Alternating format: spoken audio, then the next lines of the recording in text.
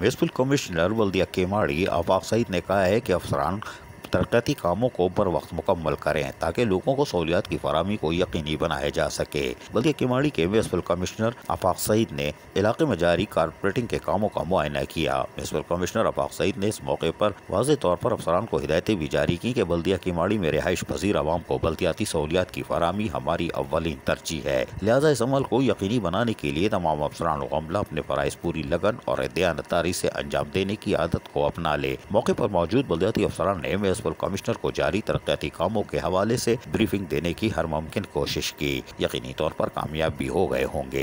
तहम इस मौके पर उन्होंने बताया कि बल्दिया केमाड़ी में मौजूद सड़कों और अंदरूनी गलियों में कारपेटिंग के कामों को हंगामी बुनियादों पर मुकम्मल किया जा रहा है और इसके लिए तमाम दस्तियाब वसाइल को बरवेकार ला रहे हैं ताकि लोगों को फौरी तौर पर बल्दियाती सहूलतों की फराहमी मैसर आ सके। वाज़ेह है कि बल्दिया केमाड़ी में मुहर्रमुल हराम के 10 दिनों के दौरान और उसके बाद भी अवामी खिदमत के काम तेजी से जारी हैं और म्यूनिसिपल कमिश्नर आफाक सईद इन कामों को खुद मॉनिटरिंग भी कर रहे हैं। अजीज आरिफ, KBS बल्दियाती न्यूज़, कराची।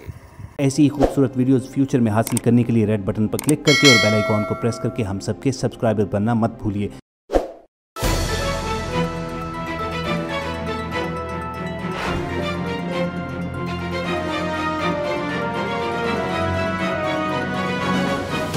KBS बल्दियाती न्यूज़।